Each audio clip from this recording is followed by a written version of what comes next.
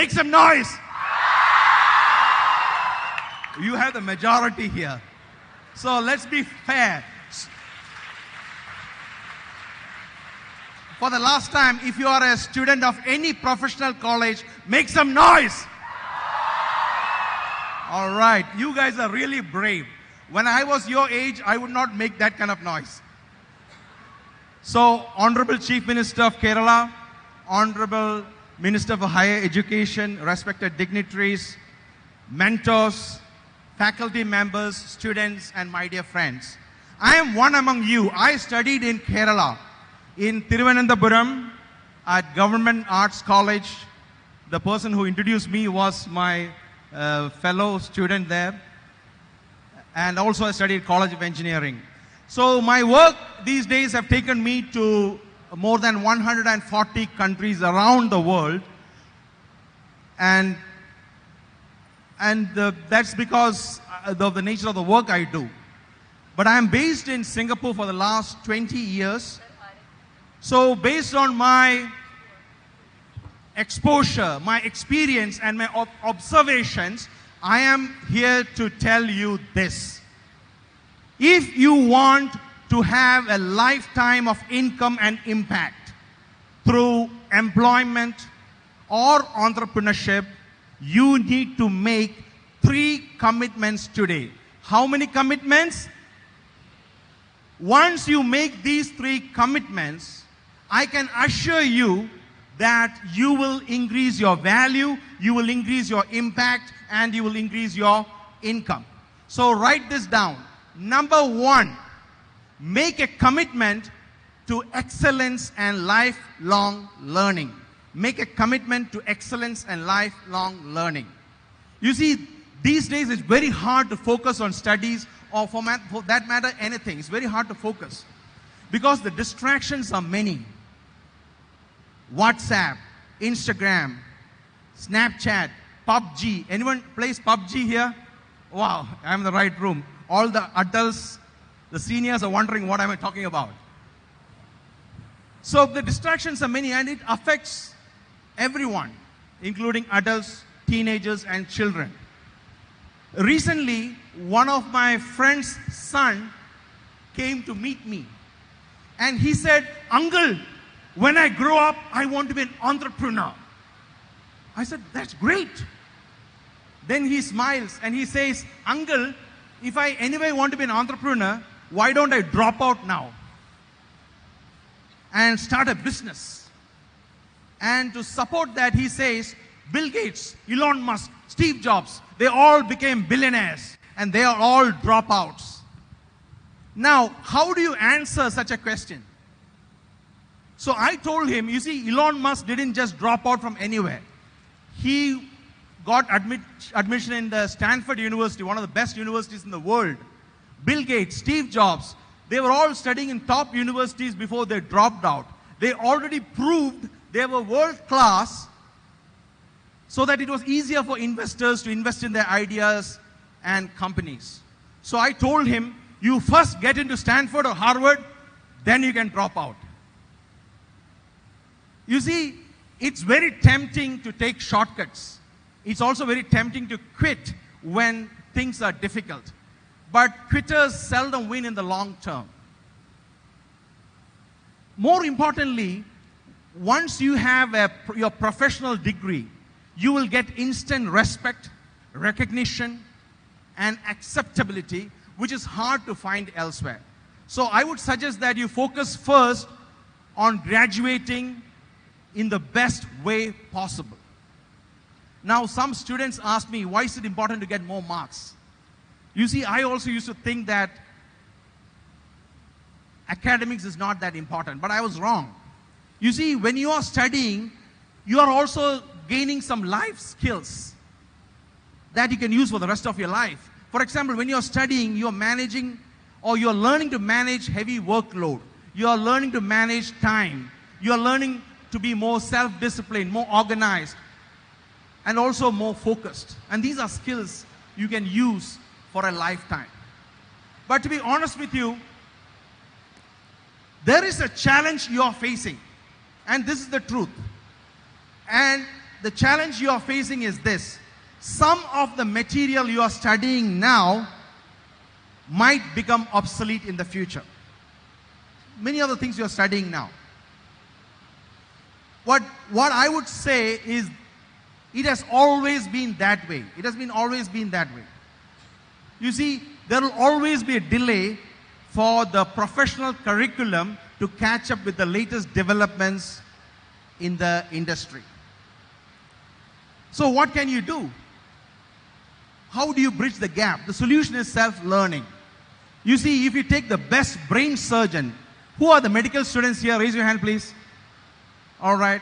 So if you are the best brain surgeon, you take the best brain surgeon in India, I do not think she can do an operation by just relying on what she learned years ago in medical school.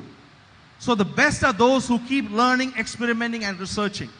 So aim to learn something new every single day for the rest of your life. That will give an advantage.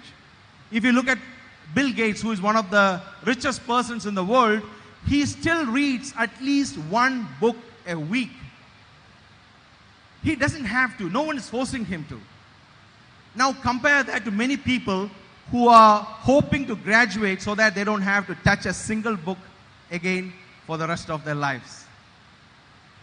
So whether you are teaching or learning, make a point to stay in tune with the latest development in your field.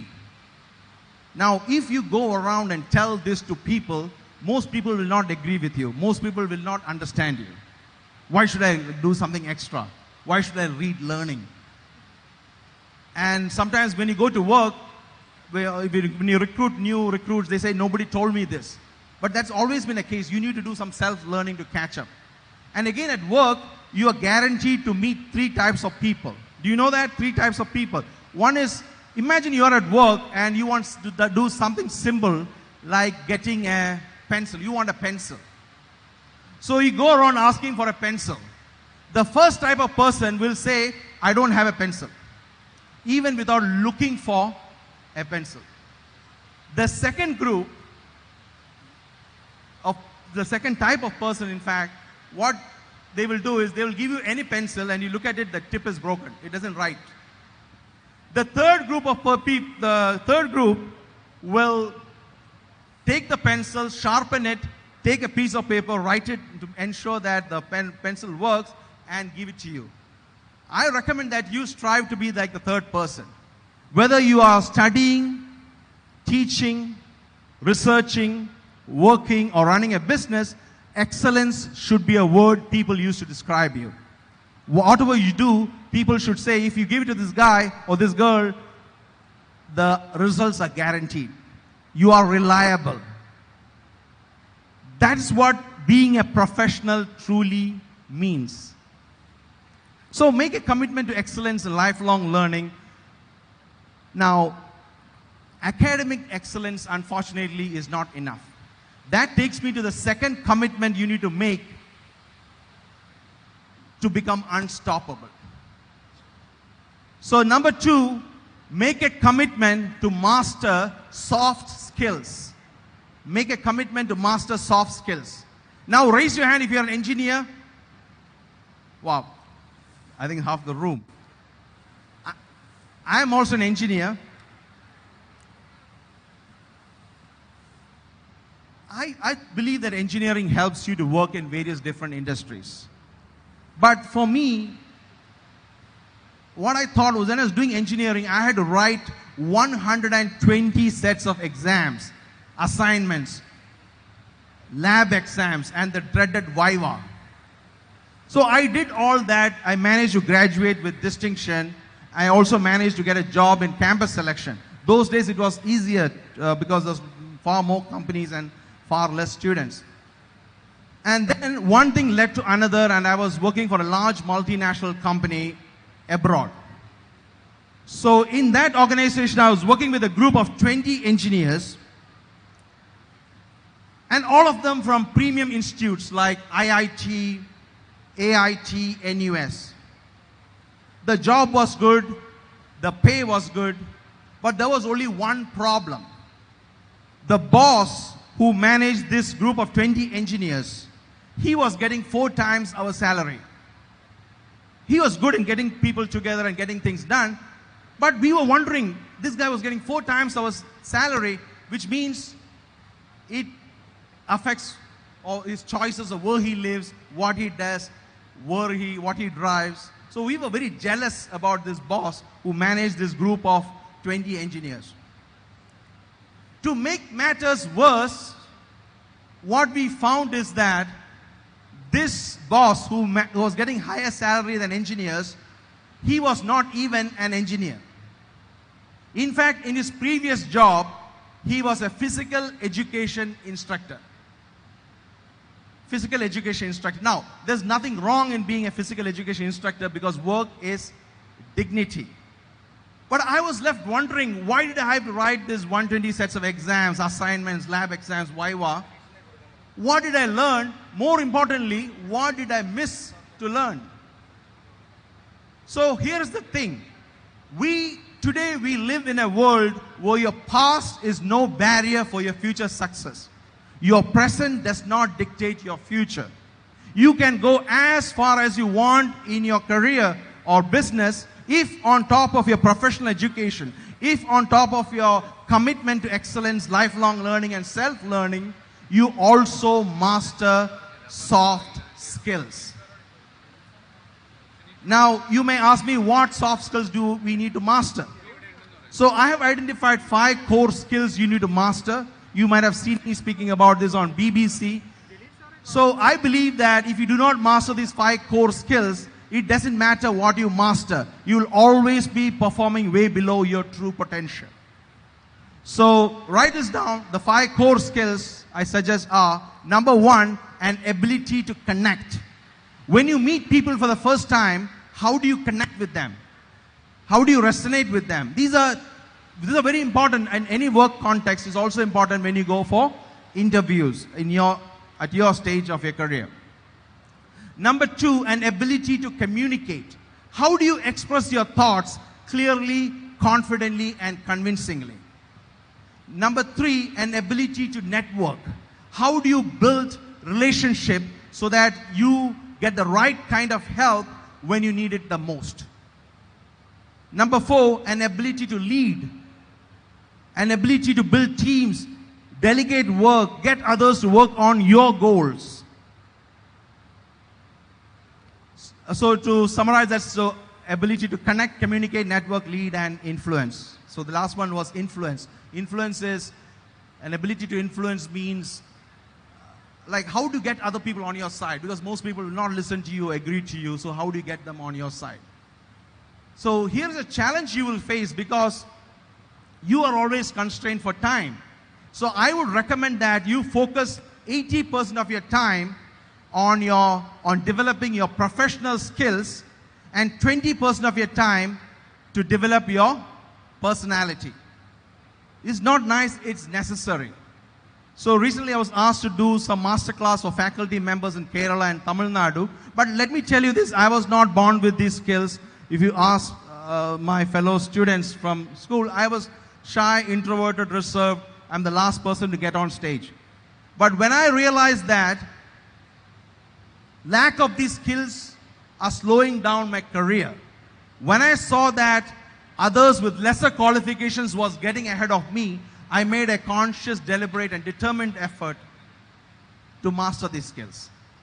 And that's what led me to compete at the World Championship of Public Speaking, which I was fortunate to win the championship, and being the very few people outside of America who won that, and also definitely being the first Malayali to achieve that.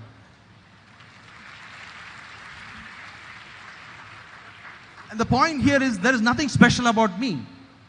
But once I learned these skills, my life has never been the same again. So think about, and I also became passionate about telling people that you need to acquire this skill, and also became passionate of helping others to acquire this skill. That's why I founded one of my companies called Thought Expressions, which helps governments, organizations, individuals around the world. By the way, do you know that many countries in Asia have started including soft skills in their school curriculum? Countries like UAE, China, Singapore. In Singapore, where I live, they have started teaching soft skills right in primary school, not professional, primary school. And they also teach them to professionals, leaders, civil servants. And why do they do that? Why do they invest so much money on soft skill development for this? Because they see professionals, leaders, civil servants, they are all brand ambassadors for the country. They can go around and create a positive perception about the country, and an articulate and educated workforce can bring in investments and create jobs for all. Now, when I talk about Singapore, Singapore is half the size of Alappuzha, which is the smallest district in Kerala. The population is about 35 lakhs. And of course, they still have the #1 airport in the world, #1 port, #1 central bank, and the per capita GDP is in the top 10 in the world, which is amazing. But what's even more incredible is two things you might not know, because Singapore is a place with no natural resources, no oil, no mines. They don't even have drinking water. They have to import drinking water. And number two, behind the success of Singapore are many Malayalis. Even if you go look at Singapore, the person behind the best airlines in the world is a Malayali. The chief judge of Singapore is a Malayali. The chief of the best central bank is a Malayali. So behind Singapore's success story, there are many Malayalis, and definitely there's many Indians. So and also the similarities of Singapore and Kerala are very similar. In the climate is similar. You see, in April, during Vishu, Kerala, you see this Konnapuva. It happens the same time in Singapore. So think about what can we do as a group to unleash Kerala's true potential. We have a great talent pool, limitless potential. Think about what we can do. And fortunately, we have strong leadership and visionary activities that's happening with the State Planning Commission and the government. And also, if you notice that there have been professional colleges in Kerala. Do you know how long we had professional colleges in Kerala? The oldest professional college is at least 80 years old. 80 years old. In fact, the oldest college in India is in Kerala. The professional college is 80 years old. But have you ever heard a professional student summit? So this is the kind of leadership and initiatives we need to acknowledge, admire, and applaud. So, can you give a round of applause for all the organizers who made this possible? Now, here is something I want to share. This coming from my heart and from my observation. You see, I go around the world and I see lot of professionals in other countries do not necessarily know better than us. But many of them appear way smarter than us because they can express themselves confidently. So, to help our professionals to be more employable, to be job creators, to become brand ambassadors, and also we need to help them to build their self-confidence. So I will strongly recommend that you incorporate teaching 5 core skills in your curriculum or co-curriculum or your skills acquisition programs, because I believe this is the biggest gap in our education system which we can and we have the capacity to fulfill. And when we talk about Kerala, we always say that Malayalis have strong opinions and creative ideas.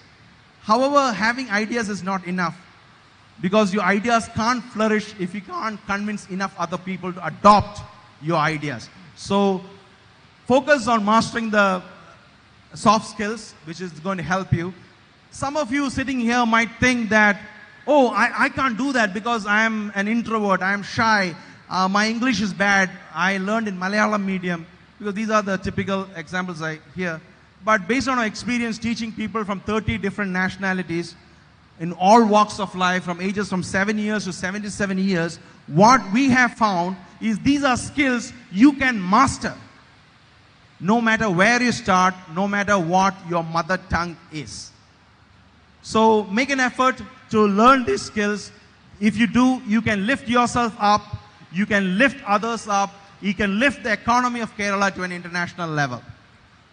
So with that, I go to my third and final point. Number 3, make a commitment to contribute as you grow. Make a commitment to contribute as you grow. During the recent floods in Kerala, you demonstrated to the world how we can rise above differences, how we can get together, how we can get things done faster. To quote a line from our Deputy Chairman of State Planning Commission, Dr. V.K. Ramachandran, he said there was an unprecedented civic cooperation. Recently, I met with some students from the Barton Hill Engineering College in Trivandrum. So, during the flood, some mechanical engineering students collected power banks, converted into torchlight, and got it airdropped all over the state. I know many people in this room did similar things. I know everyone has done and contributed in some way. But my question is this: why did you do that? You didn't do that to get more marks. You didn't do that to get some appreciation letter. You didn't do that to get your name in newspapers. You did that because you knew you can contribute. You knew you can make a difference. Now imagine if we as a group can maintain that cohesiveness, that camaraderie, that collective imagination, what can we achieve? I truly believe the best days of Kerala are ahead. And as we look forward to a brighter Kerala and brighter India, ask yourself, what is that you want in your life? Who are your role models? Maybe some of the mentors you met today and beyond. And what are you willing to sacrifice to achieve what you want in life? Remember, by pursuing your professional degree and completing it, you are building a foundation on which your future will stand. The stronger the foundation, the longer you will stand. Now, if you go around, many people will not agree with you, many people will not be like you, many people will not have the same vision and motivation as you do. But remember this, stop wasting time, stay focused. Because whenever you're wasting time, someone somewhere else is getting smarter than you. So invest time in yourself, stay focused, and the more you invest in yourself, your value increases. The more rewards you will reap. And the better person you will become. And you will stand out in the crowd. Then one day, people will look up to you as a role model. Over to you. Thank you for the motivating speech, sir. I request the Honorable Minister for Higher Education, Dr. K.T. Jalil, to kindly present the memento to Sri Manoj Vasudevan.